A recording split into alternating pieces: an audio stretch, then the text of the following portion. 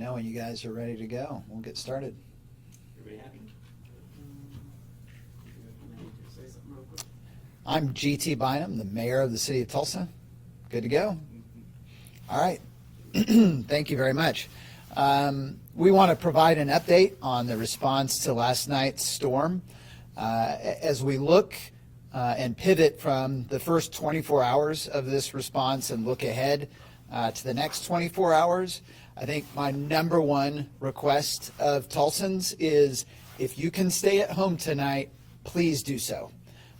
We've still got limbs down in streets around the city, especially in neighborhoods at this point. We have hundreds of thousands of people and customers who do not have power, major parts of the city without electrification. We have power lines down around the city.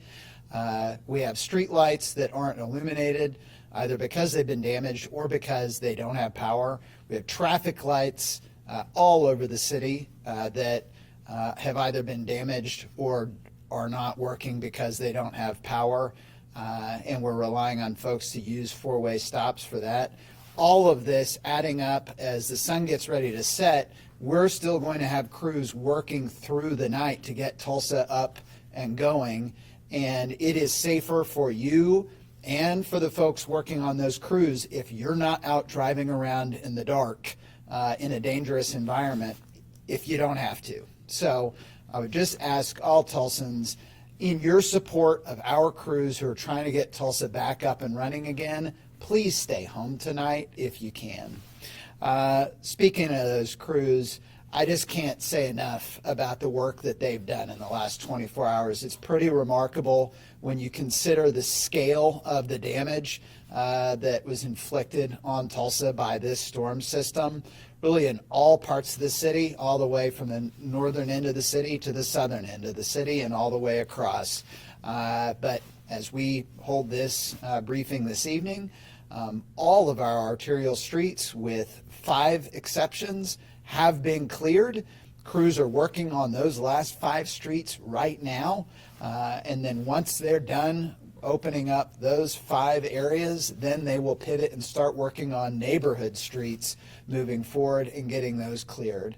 But the pace at which they have worked across the city to get our street infrastructure reopened so people can get around has been really remarkable when you consider that they're not just dealing with trees, but they're dealing with power lines and other debris as well. And I can't thank them enough. I want to reiterate the importance for Tulsans of checking on your loved ones who are senior citizens or who have health concerns. That has been a growing concern for us as the day has gone by about folks who may be reliant on medical equipment that is running low on power, or who could be particularly susceptible to heat if they don't have power at their home and they need an air-conditioned place to stay. We have cooling stations open around the city. Another key thing about those cooling stations, if you have medical equipment you need to charge, you can take it to those cooling stations and get it charged up at them and take it back home. The Green Waste site is still closed. This is due to power lines being down around there.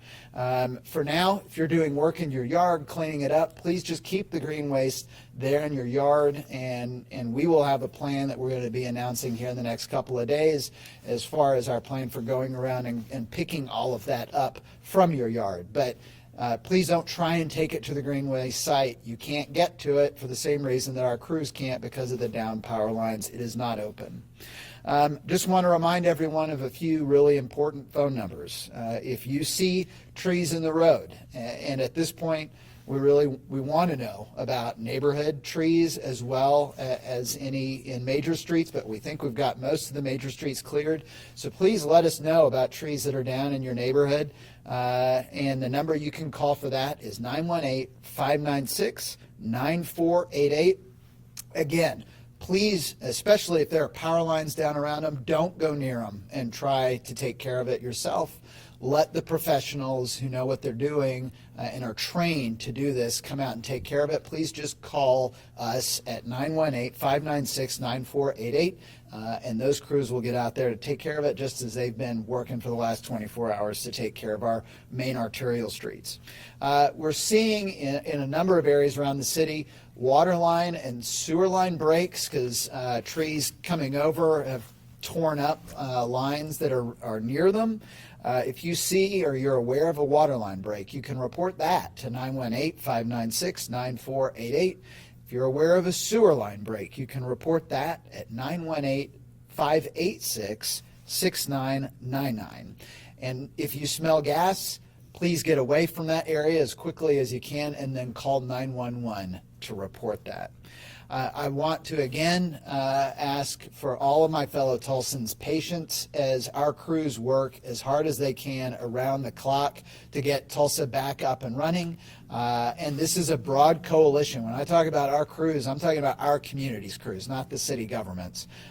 We've got teams from all of your different utilities that are out there working to get your services restored, to restore safety and your ability to get around Tulsa in a safe way restored. But please have patience and give them the time they need. This is a really unique, kind of once in a decade event that we're dealing with here as far as the scale of this disaster in our city. And they're getting to everything as quickly as they can, and they're working again around the clock to do that. Again, keeping that in mind, I just want to reiterate, I think on behalf of all my fellow Tulsans, how grateful we are for the work of these folks.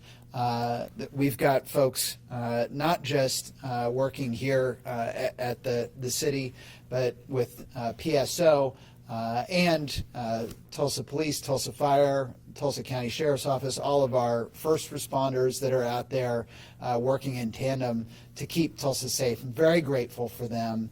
Also want to let folks know we visited today with the team at Cox Communications. We're hearing from a lot of folks about internet and cable service.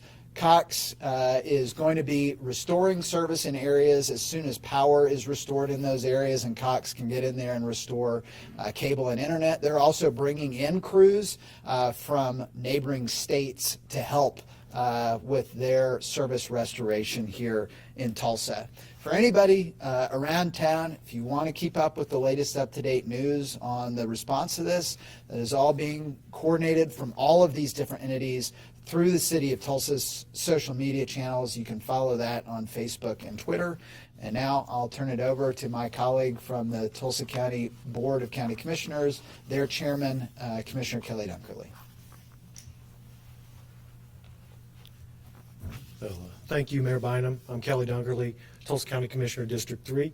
The biggest thing I want to emphasize this evening at this hour and this status is safety. Safety first. We have a lot of power issues that we're still working on across the metro area. We want everybody to be safe and to follow instructions and let the professionals do that work. When it's Father's Day, I think I want to give a special message to all the fathers out there and thank them for the work that they've done. We've had thousands of people working through the night, the City of Tulsa, other cities. I can tell you that we are grateful for them. We're thankful for fathers. We're thankful for families pulling together at a time like that, because the Tulsa area is known for that. We know that we have significant weather events all the time, year-round, year in and year out. This is not new to us, and we're going to rise to this occasion. And what I want to say is this damage is very widespread. I think from my perspective, driving around this area, Tulsa took the brunt of this, but the damage is widespread all the way to the east, Broken Arrow, down to Bixby, Glenpool, Jinx, up to the east, which is Sand Springs, and even in the north, Owasso, Collinsville. Everyone's had power issues. It's widespread, and we're thankful to our partners at PSO and other power entities working together, because this is teamwork. It takes a lot of teamwork from all the municipalities. The county is committed to working with the city and all the other partners to do what we can to bring things back to normal. And just specifically from a county standpoint, I can tell you that, we've had significant power outages in the Midtown area, and that includes the fairgrounds. the Tulsa Pinto World Show has been postponed. They've moved that show to be combined with their fall show, which is the Color Breed Congress. And so we're going to do the best we can to accommodate the visitors that come to Tulsa, who enjoy our town, who spend time here, who boost our economy. And that's what we're about, is being partnerships to everybody, including out-of-town visitors. Tulsa parks, lots of damage, a lot of tree damages, just like the neighborhoods all across this metro area. Most county parks are going to be closed. We have power outages, especially at LaFortune Park. One good news, I can tell you that the golf course at South Lakes is open. So for those golfers who need some release and some recreation tomorrow, that is open. But again, thank you to all the partners across this metropolitan area, all the municipalities, all the first responders, PSO and other partners. They're going to work night and day to get this county back together before we can get back to business. So thank you very much. I really want to thank everyone here and all the work that they've been doing. And right now I'm going to turn it over to Tulsa Police Chief Wendell Franklin. All right, good afternoon. I want to give you an update and just give you our current conditions, how we are currently operating. Our 911 system continues to operate. We have full functionality there. There is no issues with our 911 center. All of our officers continue to operate out in the field. We are responding to calls and answering calls for service, and also providing support for all of the first responders, as well as PSO, ONG, and all of those utility entities. As we continue to work through this evening, we are going to staff up, which means we will be almost doubling the amount of officers that will be out on patrol. This is to assist in keeping our city safe tonight. As the mayor mentioned earlier, we need everyone to stay off of the streets, particularly tonight. We will be conducting operations 24 hours. PSO will be out 24 hours trying to repair the damage done, and we need those roadways to be able to do that. I had an opportunity earlier to take a flight with our air support just to see the damage and devastation across the city. It does put things into perspective from the air, and it's a valuable resource for us. The damage is widespread. I don't think there's a part of the city that is not impacted by the devastation from this storm, and we will remain supportive in any way that we can to help assist with that. There is one issue that has arisen for us, and that is our municipal lockup. The municipal lockup is being staged down. We are diverting to Tulsa County Jail for any inmates that we have. We have moved those inmates over. The conditions in the municipal lockup right now are, we think temperatures are going to rise there.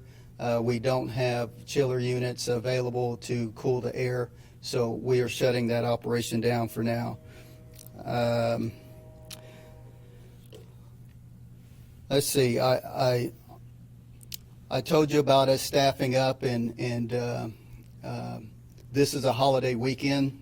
We need to be mindful of that. Majority of the people that we are staffing up with do not normally work today, these hours.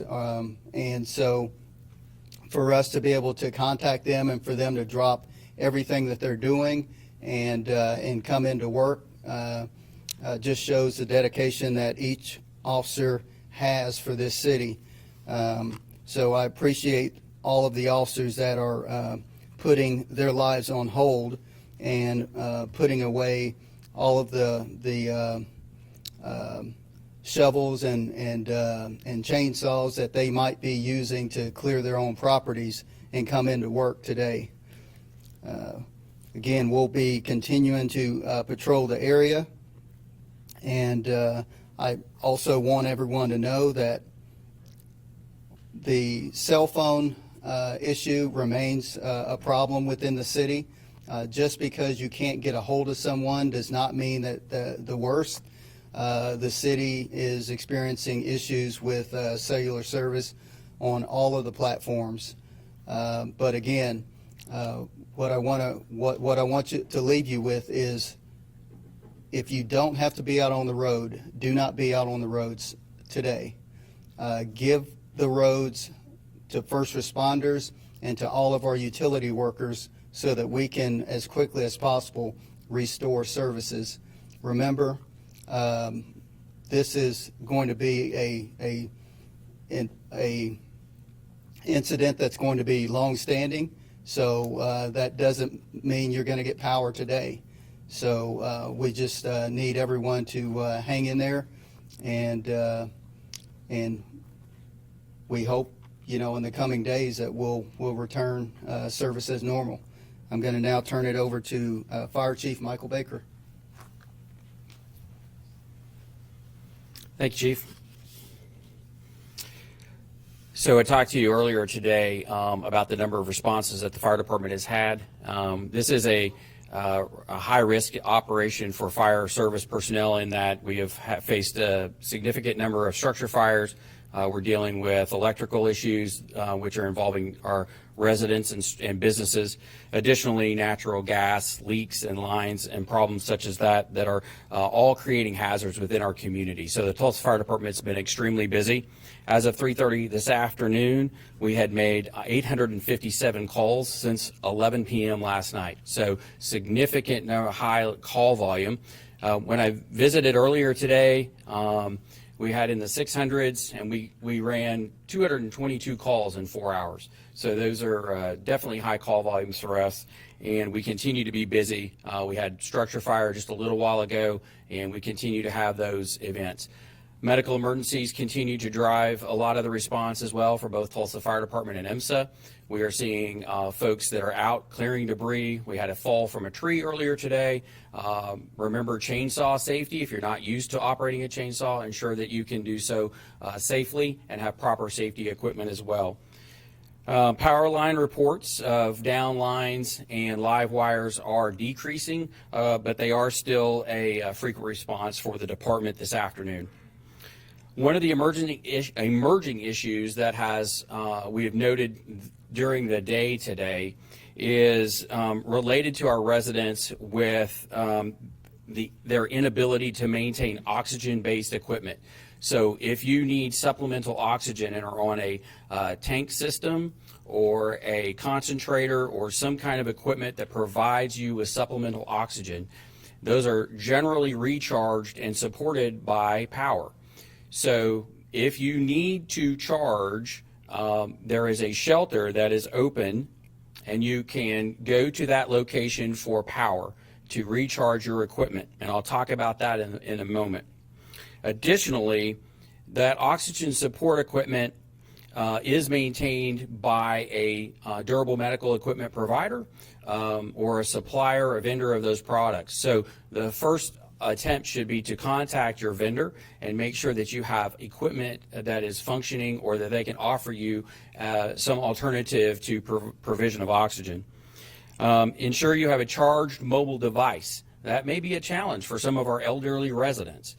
This is why we spoke earlier and is important for us as good neighbors within our community to make the connection with our neighbors and check on those family members, those that are elderly that need assistance in this time of community-wide disaster.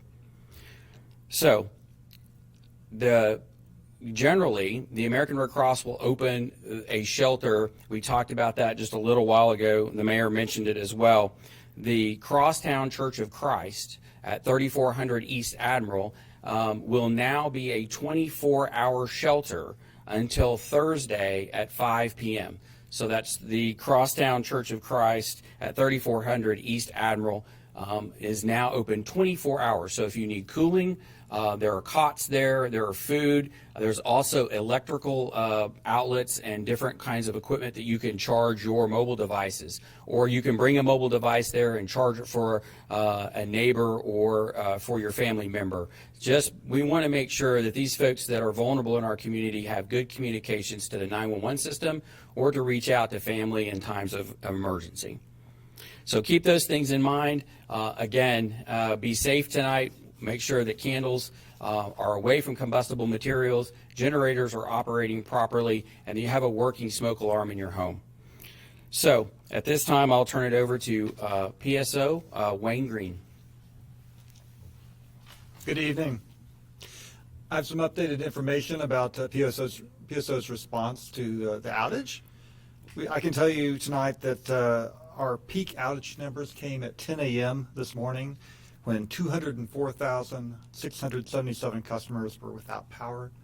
The vast majority of those were in the Tulsa metro area. Currently, the current outage number is 182,840, so roughly 21,000 people have had their power restored today. We've been concentrating today on restoring critical infrastructure, including police, fire, healthcare, and telecom.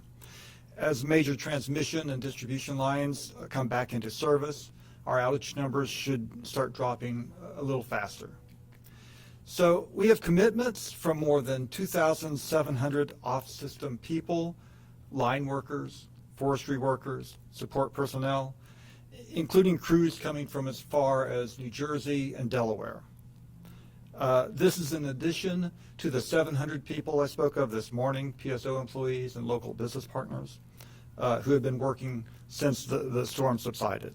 So we will continue working day and night safely and quickly until the job's done. This is going to be a multiple day effort. We ask our customers for their patience as we rebuild the power grid. We should begin setting estimated times of recovery tomorrow morning, which will give our customers a better idea of what they're facing.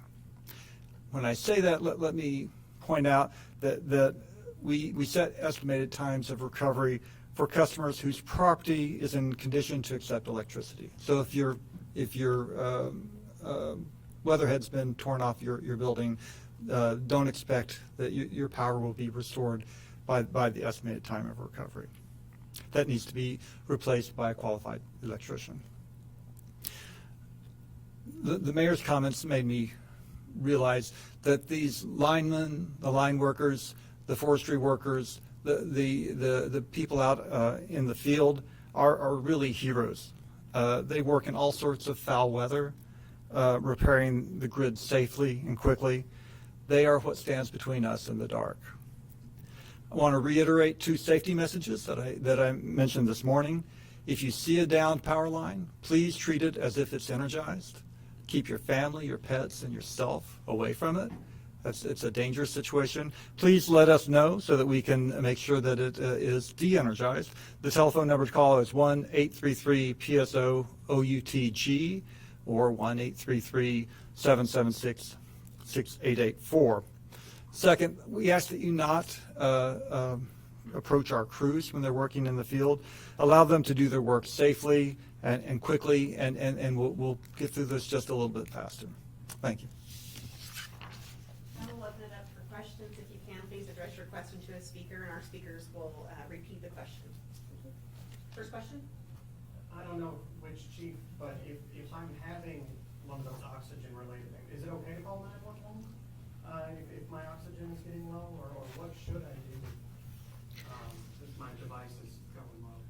So the question is, if you are a person that is oxygen dependent and you're having problems with your oxygen equipment and it's creating a problem with your breathing, yes, of course, you should call 911 and receive assistance. I would rather come and send, a fire truck or an ambulance to your location to assess you and ensure that, we get your equipment set correctly rather than you suffer or continue to have an exacerbated medical emergency. So yes, exactly.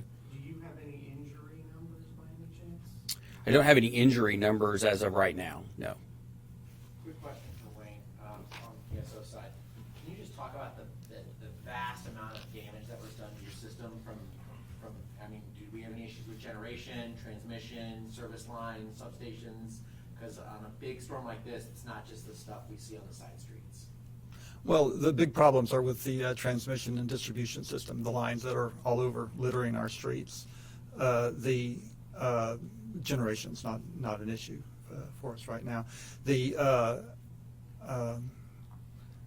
The scale of the damage is remarkable when you look at it. This does not look like a thunderstorm. This looks like an ice storm. This looks like just a giant front of extraordinarily strong winds came through and just ripped out the system.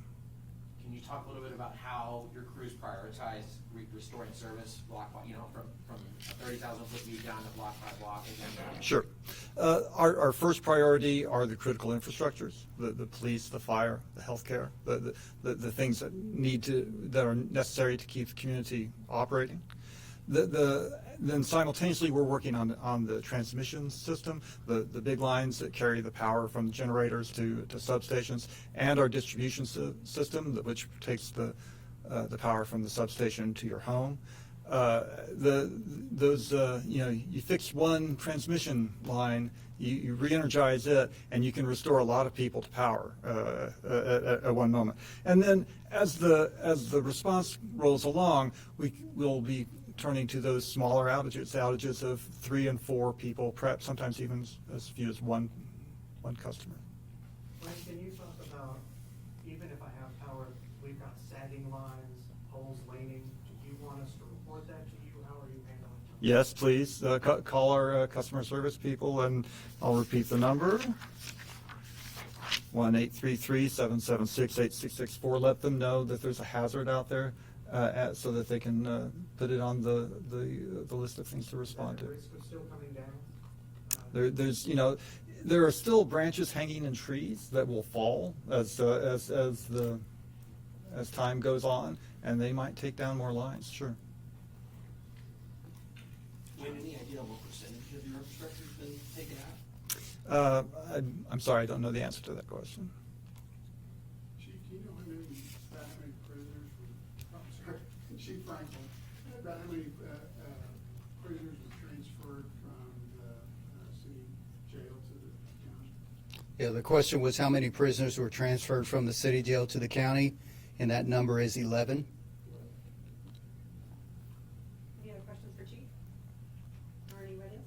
I don't know if I should ask the mayor or the commissioner about this, but the last time we had this much green waste, we dumped it in Chandler Park. And the county just spent hundreds of thousands of dollars cleaning that up, and I imagine the plan's gonna be better than what it was back during the house. Is that right? We've been discussing that. So the question was, is the green waste cleanup going to look like it has before, where it's been dumped at different parks? I think the example you're using was at Chandler Park. A lot of folks were here during the ice storm will remember that happening at Johnson Park. The discussion we've had today is no, there will not be dumping at parks, but we want to have a coordinated response.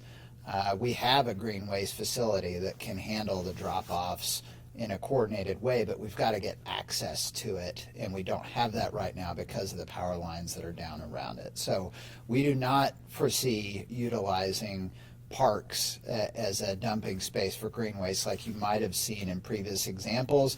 That can create a lot of other public safety challenges and hazards by doing that, so we don't want to do that this time around. We believe we can coordinate it and get it to the green waste site. Are you still doing garbage service tomorrow? I'm so glad you asked that. So glad you asked that question, because I forgot to say this earlier. Question was, are we doing garbage service? Yes. Refuse and recycling service from the city will run tomorrow as scheduled. If trucks can't reach your home because of down limbs or lines, then obviously they won't be picking up your trash and recycling, but they will be out and running their normal routes tomorrow as scheduled. Bulky waste we have put on pause for the week so that those crews can stay focused on the broader cleanup response, but refuse and recycling will be running this week. So, Mayor, you mentioned earlier that there was quite a bit of damage to the convention center roof. Are there any other, like, major damage to city or county buildings? And it's probably the county commissioners, but Well, so the question was, what kind of damage are we seeing to city facilities around the community? We are aware the convention center roof sustained significant damage, and there has been some leakage into the building. Fortunately, not into one of the brand new ballrooms that the taxpayers just built, but to some older parts of the building that we're securing. And so that'll be something that we have to look at to assess how we can secure that building moving forward. From a timing standpoint, it's actually good that replacing the roof on that building is on the Improve Our Tulsa program that voters will have the opportunity to vote on August 8th. We just didn't think it would be such a dire situation when the council and I put that on the ballot. I would say from a scale standpoint, that's probably the one site that we're aware of right now that sustained the most damage. But I would say if you add up just cumulatively, the damage that's been done to our street lights and traffic lights around the city is pretty extraordinary and is going to take a while to repair and get all of those back up. One thing I want to assure the citizens of, though, that we have a team that is well-versed in dealing with disaster responses and in documenting these expenses so that we can qualify for federal reimbursement if that is approved by the governor and FEMA. Also, the city council and I, something we did not have when the ice storm hit back in 2007, but that the city council and I have built up over the last 16 years is an emergency operating reserve that is equivalent to 10% of the city's general fund that is specifically there for disaster response and to help us respond to situations exactly like this. So we're confident that we have the funding. It's really, as much as anything, it's a matter of time and personnel to do all the work that's going to be required to do. The immediate first thing is get the power back on and get everyone's utilities in order. But there's going to be a long-term cleanup response. And I heard from both Chief Franklin and other members of our team who went out today in the helicopter to look around. I think there's a tremendous amount of roof damage around town that maybe a lot of, especially at commercial facilities, that people may not even realize has happened yet. And it is going to be an unpleasant surprise when they get to work on Tuesday. So that is something that I think you're going to hear a greater evaluation of from the private sector and other governmental entities as this moves forward. But I think from the city standpoint, the big ones are the convention center, our street infrastructure, and then that we have a lot of city facilities that do not have power. And the chiller system that serves buildings in downtown Tulsa is not operating. That's why we're having the issues at the jail. That's why we're having this press conference in City Hall rather than in the CompStat room at police headquarters, because that chiller system is out and it's making those buildings unsuitable for habitation right now. I hate to reset here, but when you were hearing the sirens go off last night, you got the iPhone alerts, the wireless alerts.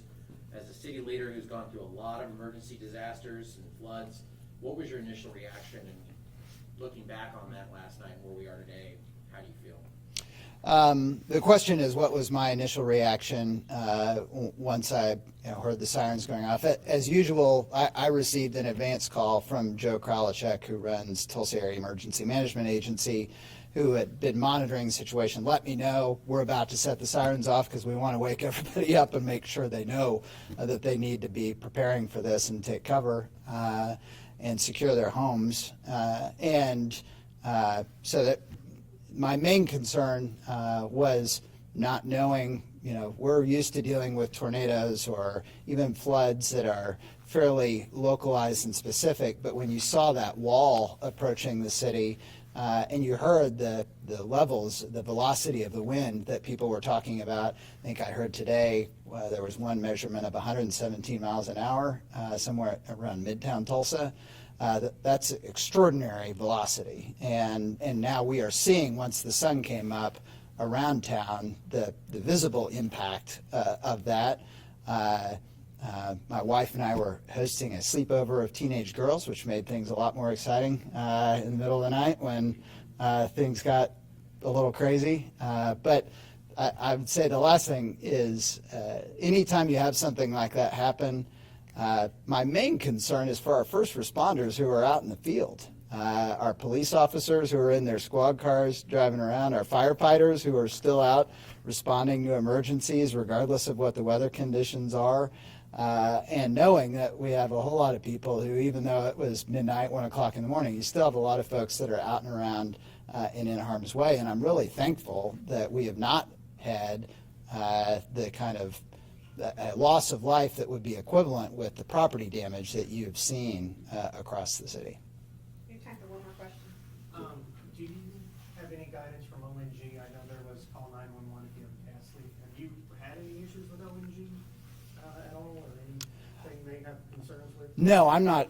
The question is if we had any concerns with ONG. I'm not aware of any substantial concerns or anything large. No, the main things that we're seeing from a utility standpoint are when trees have tipped over and popped open broken water lines and sewer lines, and that has created a challenge, and that's why we want folks to know what numbers they can call. We've not really seen that. I've not heard any reports of that when it comes to gas service. I just wanted to double check because it was in your precautionary call. Well, and that's the thing. We've not heard any so far, and we definitely want, if anybody comes across one, to know that they need to stay away from it and alert 911 immediately. All right, we have one more. Well, I just wanted to ask Commissioner Dunkel, he mentioned this afternoon that there was, or this morning, that there was some damage at the Expo Square. So I asked the question about the city. What about some of the county facilities? Is there anything significant there? Well, the question is the county facilities, and I did visit the Fairgrounds Expo Center earlier this morning, and there is some significant roof damage to some of the barns closer, really on the east side of the fairgrounds, closer to the old pavilion. The Ford F-150 barn has had some significant roof damage, but really the concern is really the glass. There's glass windows in the top of these buildings, and that some of that breakage landed inside the barns. Luckily, there was very minimal injuries to the livestock there.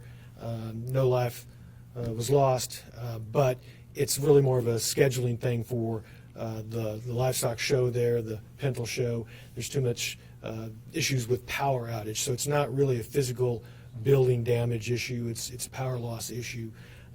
As far as other county facilities, some of the parks have some minor damage to some of the facilities, some roofs, some air conditioning or other HVAC equipment that's on top of the roofs has been damaged, but mainly that again is a power loss issue. It's not safe. There's a lot of trees that are down in the parks, golf carts and other things. It's just not safe to be there with the power outage, but we're lucky that the facilities, the buildings have not been severely damaged from this type of a storm, and we're very fortunate for that. We heard from the city, but has the county done anything different or changed anything since the ice storm that you guys are doing different this time? Well, we always look at our plans, working with Joe Carl-Jack and Tulsa Area Emergency Management. So those plans are reviewed every year. Significant differences is just communication's a lot better now. Technology is a lot better.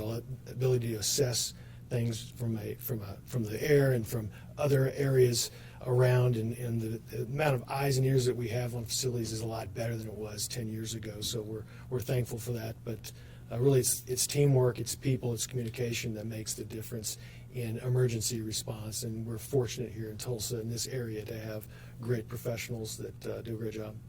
And has the county been involved with the cell companies to kind of figure out what's going on, why the cell service is down so bad right now? I do not have specific information on the cells. I can tell you that I think that the towers are down, or some of them are down, and that's going to always. But power outages also combines with that, makes cell a challenge. But I don't have any specifics for your question. That's all the time we have. I tonight. actually do have one thing on that, because I think and I didn't think about this to your question earlier, but it's one of the things that has made this response unique versus other ones that I've been involved with.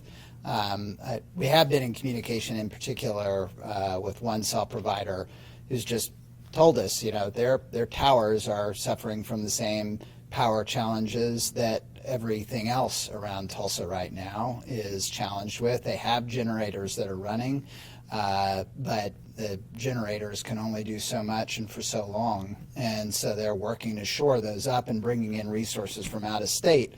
But the lack of cell coverage across the city has presented a lot of unique challenges for our response.